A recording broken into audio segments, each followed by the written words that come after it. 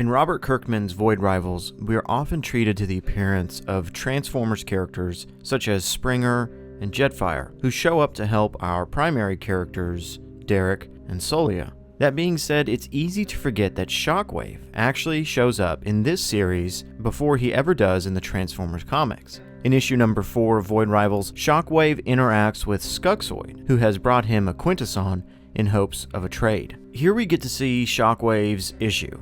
He's struggling to keep not only Cybertron sustained, but himself as well. This is a concept that's not new to the franchise. Shockwave is often depicted as one of the last Cybertronians to remain on Cybertron, and he acts as this cruel tyrant over the dying planet. Shockwave doesn't show up in the Transformers comics until issue number 8, which is almost 8 months after his appearance in Void Rivals. But even though his character has been absent from the page in the Energon universe, his presence has not been absent.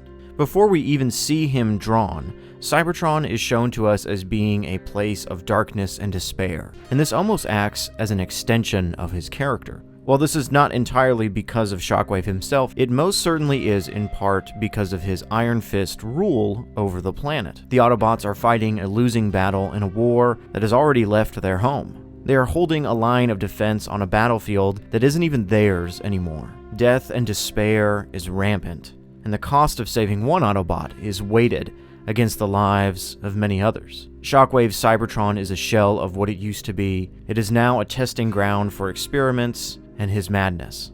From the start of this comic series, writer Daniel Warren Johnson has been making it very clear to the reader that not all Decepticons are mindless villains hell-bent on destruction. Thundercracker is a great example of a Decepticon that follows a code of honor. When Starscream is challenged by Soundwave, Thundercracker even says that it's their way of life. He also makes some notable statements when faced with Shockwave's cruelty later in the series. Soundwave also seems to have some trouble with the way Shockwave wants to handle things, as he opts to simply turn away from the bleeding of Earth.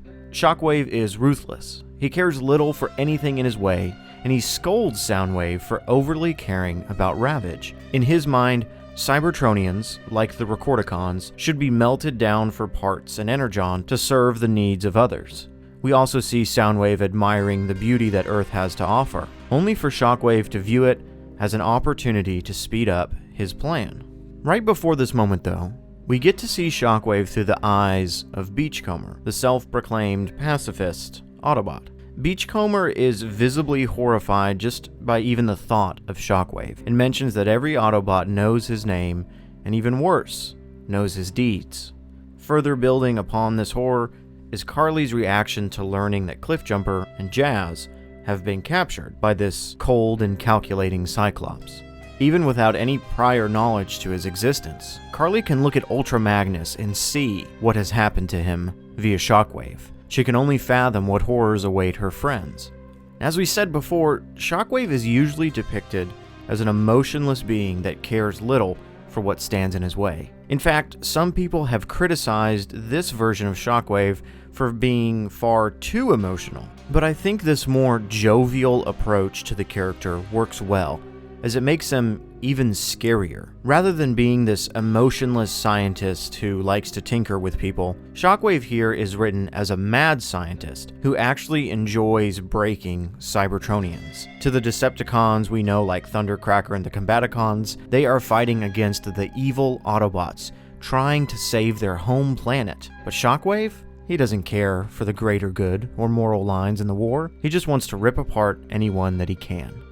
In issue number 11, Shockwave yet again declines Soundwave's plea to repair Ravage, and simply moves on to his next objective. It's also important to see that Shockwave simply brushes off the question on where Brawl and Onslaught are, showing that his true intentions don't really fully align with the Decepticon faction, but rather with his own advancements.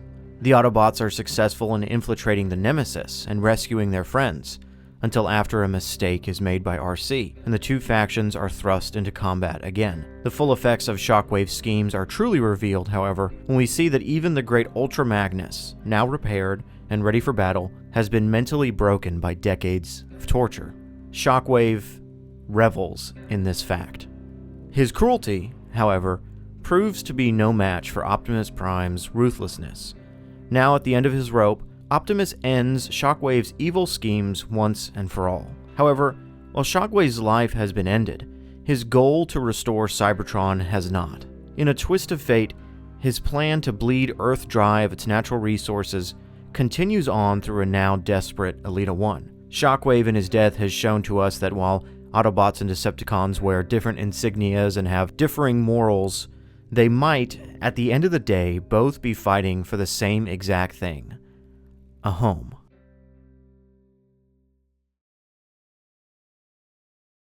Hey everybody, thanks for tuning into this video. Shockwave was definitely an interesting character, and when I put up the poll for whose video should come first, Shockwave or Jetfire, Shockwave got the fastest votes. He won easily, and I sat down to write both of their scripts, and I was having trouble with Shockwave's script, so I wrote Jetfire's script, and it was easy. Boom, just, super quickly I was able to get all my thoughts out onto the page, and thought, this is perfect, this is good. And then I came back to Shockwave, and I thought, Shockwave doesn't really have a lot of character growth or character arc in this series, and that's where I was struggling with. I wasn't sure what to say about him, and that's when I realized that that's okay that he doesn't have that. That's not what his character is here for. He's here to be the big bad guy for this kind of first story arc, and he does such a wonderful job. Again, I mentioned it briefly in the video that some people aren't the hugest fan of the fact that Shockwave is a little more, he has emotions in this rather than just being cold and calculating and very stern.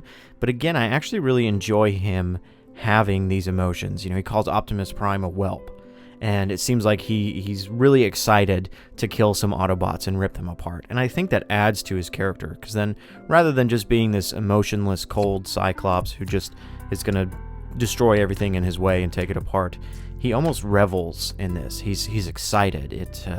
It just makes him so happy that he can take things apart and that he can destroy people's minds like he did with Ultra Magnus. And I think that adds a lot to his character in the long run. He goes out like a champ, I gotta say. Optimus Prime really, really takes him out, and man, rest in peace, Shockwave. Do I think he'll come back? That's a big question, maybe a question that I'll answer in a video itself. We already did a video here on the channel about the constant death in this series, and if these characters will be brought back. I don't know. I think his character was well utilized in the comic for now, and I think that to bring him back this quickly would be a mistake, but I don't know. Who knows what's going to happen next? But anyways, guys, thanks for watching as always. Let me know what you think down in the comments section about Shockwave, about this rendition of him. Do you like the fact that he's got, some more emotions, or would you have preferred it if he was the more standard Shockwave of having no emotions to him? Let me know in the comment section down below. Thanks for watching as always, and I'll see you guys on the next video.